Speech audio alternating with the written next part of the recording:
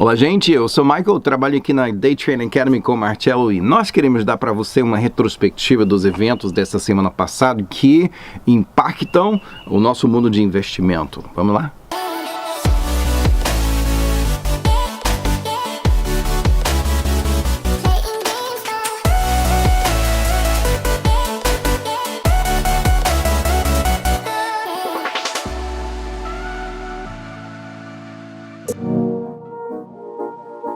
Então aqui estamos no final da terceira semana de março, ainda estamos dentro dessa crise de coronavírus, parece que a China está se recuperando e parece que o resto do mundo agora vai ter que passar pelas mesmas coisas, mas no entretanto nós temos algumas coisas do vírus e da economia para falar para você, enquanto a China parece estar se recuperando fora da Ásia, países estão entrando em fases piores do coronavírus, né? Reconhecimento que não vão escapar os efeitos, implementando níveis de isolamento que drasticamente reduzem a participação econômica.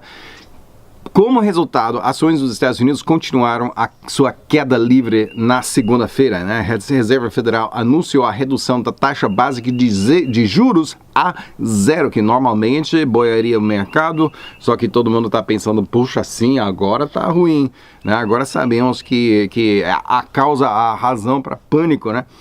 O índice Dow caiu 12,9%, quase 3 mil pontos, foi a pior queda desde 1987.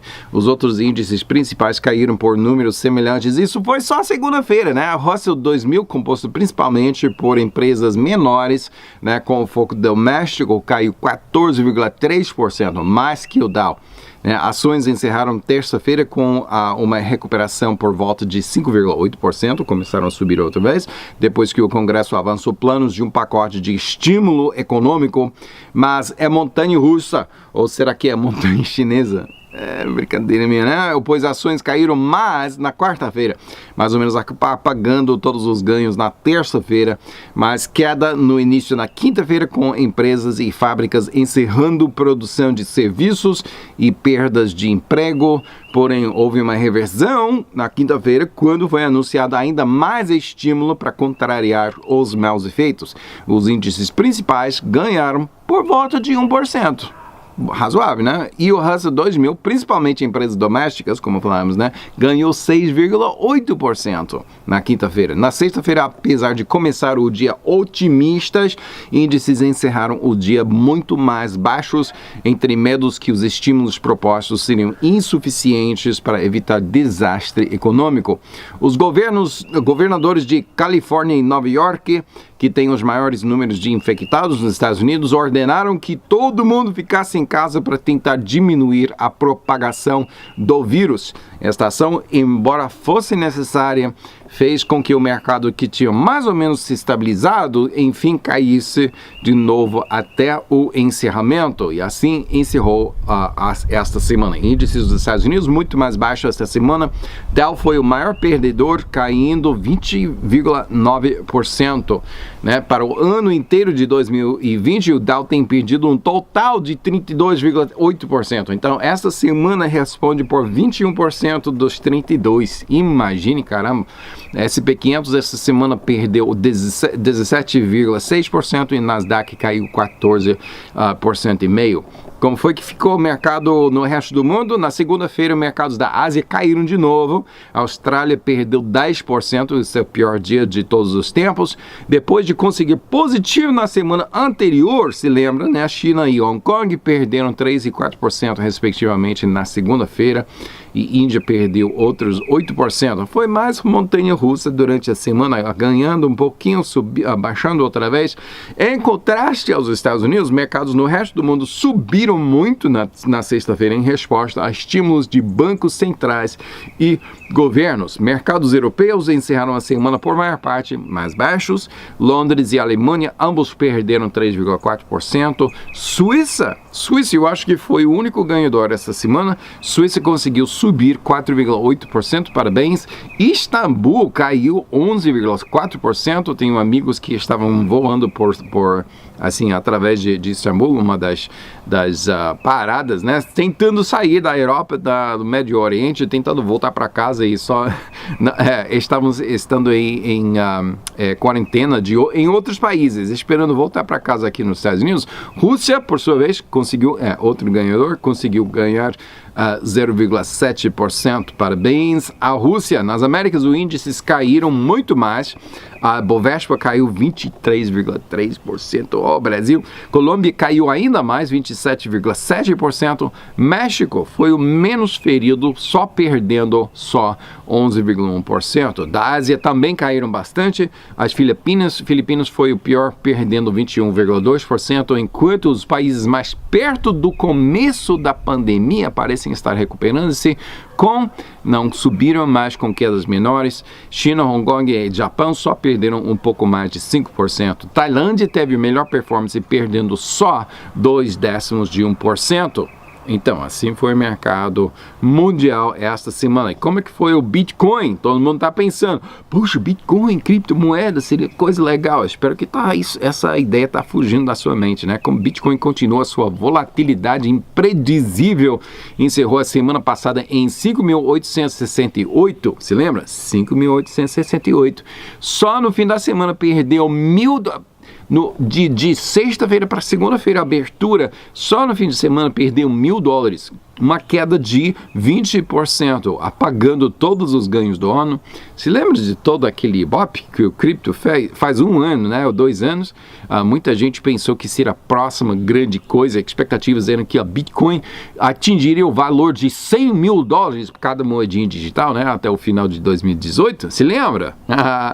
Foram formados vários hedge funds, tratando exclusivamente com criptomoedas, né, atraindo muitos investimentos, né? Mas não passou de só Fed, né? Mas depois do pior dia para criptos, quando o Bitcoin bateu uma baixa de R$3.775, não, nem reais, dólares, o hedge fund Adaptive Capital anunciou que está encerrando atividades e devolvendo os valores remanescentes aos seus investidores, pelo menos isso, né? Pelo menos não gastou tudo, pelo menos tem algumas moedinhas para devolver. Eles viram que não é rentável mais esse negócio de criptomoeda, não. Claro que depois de sair do mercado, o Bitcoin recuperou-se não é assim que acontece, né? Poxa, eu tenho que vender, eu tenho que sair desse mercado, pois está indo contra a minha posição. Depois de sair, Bitcoin recuperou-se por 22,2%, né? Positivo, só na sexta-feira, quase dobrando o preço da baixa da última sexta-feira. Você quer manter Bitcoin como repositório dos seus valores, quando está subindo, baixando esse tanto? Por então volátil a Bitcoin que essa subida de 22,2% foi só uma alta de 8 dias, né? Depois de bater essa alta, Bitcoin caiu de novo. Em só 4 semanas tinha caído 46% e depois recuperou uma metade desta queda. Agora, eu sou um day trader, até gosto de um certo nível de volatilidade que facilita que a gente ganhe dinheiro em pouco tempo, mas isso é demais para mim, Bitcoin é demais. Apesar de tudo isso, o Bitcoin encerrou a semana mais alta em comparação com a semana passada, ganhou 12,3% para ficar em $6.168,72 por moedinha digital, 0,101,010, é só isso, é só coisa no computador, só eletrônicos, só isso, né?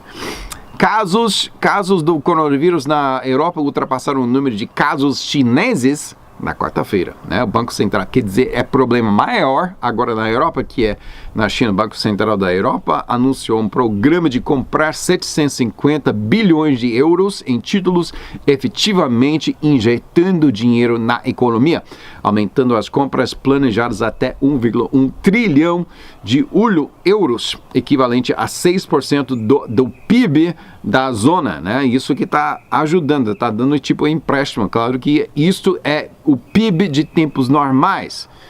Sem dúvida o PIB virá uma redução este ano, verá uma redução este ano. Claro que as compras do Banco Central aumentaram demanda para títulos. O italiano de 10 anos viu seu rendimento cair por 90 pontos base até 1,4%, que é uma mudança de quase 39%. Títulos da Espanha, Portugal e Alemanha de 10 anos também experimentaram alta demanda, não caíram esse tanto, mas e a consequente também redução de rendimento, né?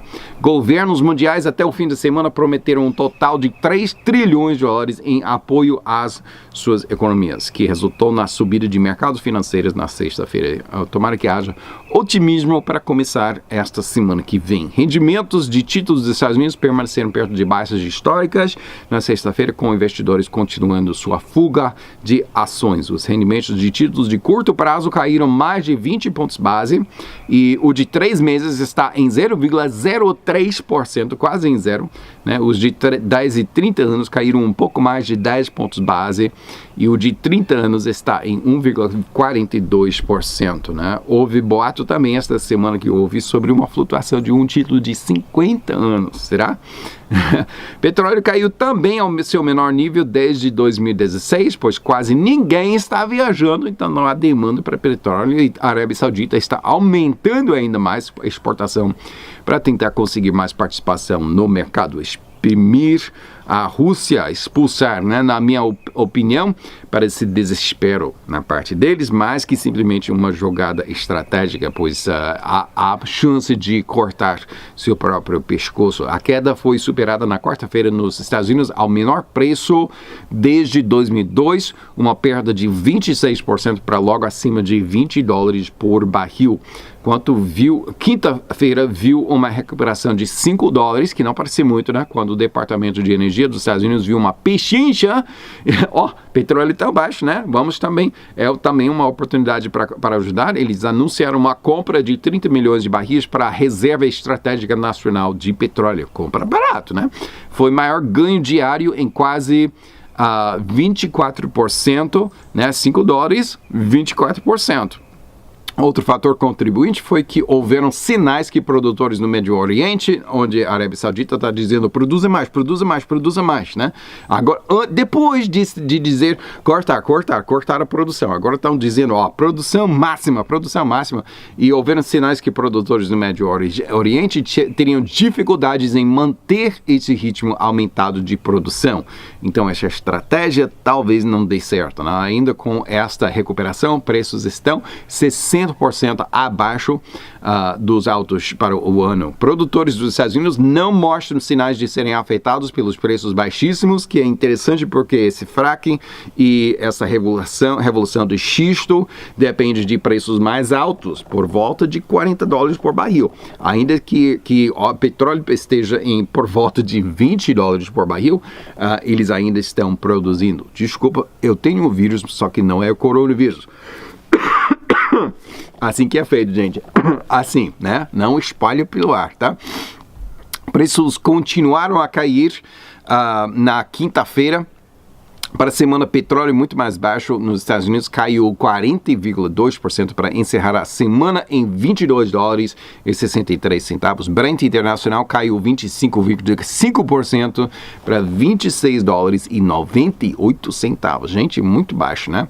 A reação de metais preciosos a esta crise foi muito interessante. No início da queda nos mercados, né, se espera que muita fuga de ações para metais preciosos e títulos, né, aumentando demanda, aumentando o preço. E sim, isso que nós vimos, ouro atingiu uma alta de $1.692,70 há 3 semanas, né? Prata também foi uma alta de $18,90. Porém, logo depois, com a continuação da queda livre em ações, os metais preciosos também caíram bastante. E eu pensei, poxa, o que está acontecendo com esses metais? Ouro ficou abaixo de 1.500 por onça. Talvez seja porque investidores começaram a vender seus estoques de ouro, né, para mitigar as perdas em ações. Eu não sei exatamente, mas metais recuperaram-se um pouco na sexta-feira, porém ainda encerraram a semana mais baixos. Ouro caindo para essa semana 2,1% para $1.499 por onça. Prata caiu muito mais, caiu 16,5% para 12 dólares e 69 centavos. Não temos muito visto esse nível há muitos anos, né? Há muito tempo. Primeiro-ministro Benjamin Netanyahu de Israel disse que estava chegando perto a um acordo com seus rivais políticos, ele está até oferecendo compartilhar o poder, né? Imagine petista oferecendo compartilhar poder com Bolsonaro, né? A gente vai trocar, né? Um dia você é presidente, outro dia não. Quer dizer, talvez 6 meses, né? De 6 em 6 meses a gente vai dividir o poder. Poxa, ele está oferecendo alternar a posição de primeiro-ministro com seu rival Benny Gantz, né? Porém, o outro lado nega ter interesse qualquer nessa situação. Ainda está em desenvolvimento. O estado de São Paulo, o estado mesmo, não o jornal, né? Vai encerrar atividades para 2 semanas para diminuir a propagação do vírus. Boa sorte com isso. O presidente Bolsonaro disse que pânico desnecessário causa mais danos que o próprio vírus. E até concordo com isso, né? Bolívia, que ainda tem um governo interino, diz que vai adiar as eleições presidenciais originalmente para serem realizadas no dia 3 de maio. Também vai implementar uma quarentena no país inteiro para 14 dias, né? Parece que todo mundo está fazendo isso, pelo menos no hemisfério oeste. Uma parada econômica desta afeta primeiramente as indústrias que fornecem serviços, tipo restaurantes, hotéis, e subsequentemente afeta o setor de manufatura. Atualmente é pior que temos visto desde a Segunda Guerra Mundial na década de 1940. Analistas econômicos preveem agora uma contração de 24% no segundo trimestre nos Estados Unidos. Caso for realizada assim, seria a maior queda trimestral no PIB dos Estados Unidos na história do mundo, né? Ou pelo menos do país. Claro que pedidos para subsídio de desemprego pularam na semana passada, crescendo 300%. É o 4º maior acréscimo semanal na história, maior desde 1967. E nos Estados Unidos, desemprego de 20% é previsto, caso o governo não intervir rapidamente, isso que eles estão tentando fazer, né? Tem estado na faixa de 3% por aí, agora estão prevendo 20%. Mas é cedo ainda, é difícil dizer. Montadoras japonesas Toyota, Honda, Nissan anunciaram que temporariamente encerrarão produção nas suas fábricas nos Estados Unidos para poder diminuir a propagação do vírus. As paradas planejadas variam entre 6 dias e 2 semanas. Muitos bancos na economia forte estavam recomprando suas ações, né?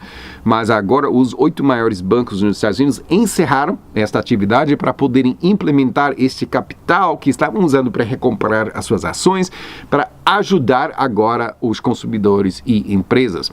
Linhas aéreas nos Estados Unidos estão pedindo 50 bilhões de dólares em assistência financeira para poderem aguentar a crise. Linhas aéreas, né? Boeing, por sua vez, está pedindo 60 bilhões de dólares. O sentimento é que as linhas aéreas merecem assistência e no breve futuro poderão repagar o empréstimo, porém muita gente acha que Boeing tem optado por más decisões, portanto não merece tanta assistência e também suas possibilidades de repagar o empréstimo estão em dúvida, né? Mas o presidente Trump disse que tem vontade de ajudar. Vamos ver. Analistas estão olhando a crise de 2009 para poderem projetar o quanto que o comércio internacional vai sofrer com esta crise agora. No momento, estão vendo uma redução por volta de $1 trilhão para 2020, mas na verdade isso no comércio internacional, mas na verdade também é muito cedo para determinar esses números de maneira realmente precisa. Apesar da atual pandemia, outros setores ainda precisam continuar na mudança europeia de combustíveis fósseis a fontes alternativas de energia. A empresa italiana Saipem, que é um líder em construções submarinas para a indústria de petróleo, né, extração de petróleo abaixo do nível do mar. Saipem tem chegado a um acordo junto com Equinor, da Noruega, para construir usinas de energia solar que flutuam na superfície do mar. Interessante. O negócio é a transmissão dessa energia para a Terra, né? Eu não sei como que eles planejam fazer isso. Seria interessante usar a energia solar para transformar a água em hidrogênio, que seria commodity que poderia ser transportado. Interessante, né? Presidente Trump assinou uma lei esta semana de alívio financeiro valendo 100 bilhões de dólares, incluindo a distribuição de dinheiro para americanos, tipo enviar um cheque para cada americano. Interessante, né? Meus filhos estão de olho nisso. Eu disse, não, isso é para nós sustentar os filhos, entendeu? Faz parte de um pacote de estímulo valendo $1 trilhão. Na parte de impostos, o vencimento anual de pagamento de impostos de renda tem sido adiado por 3 meses, normalmente 15 de abril, foi adiado para 15 de julho. Corporações podem adiar pagamentos de impostos de até $10 milhões e indivíduos podem adiar pagamentos de até $1 milhão. Puxa, ai da pessoa que deve $1 milhão em impostos para o governo, né? Economistas agora dizem que Covid-19, a doença, sem dúvida colocará a economia global em recessão. Não tão ruim quanto a contração de 0,8% em 2009, mas pior que as recessões de 2001 e o início da década de 1990, né? Presidente Alberto Fernandes da Argentina, no domingo passado, mandou a população inteira do país de 45,5 milhões de pessoas a ficarem em casa, pelo menos até o fim do mês. Na Europa, os números dos infectados e mortes ultrapassaram os números da China, com a maior parte desses infectados estão na Itália. Muita gente está se recuperando. É ruim, sim, mas ainda não tem chegado perto aos números afetados e mortes da gripe suína. Não é tão ruim assim. E a gente superou isso, né?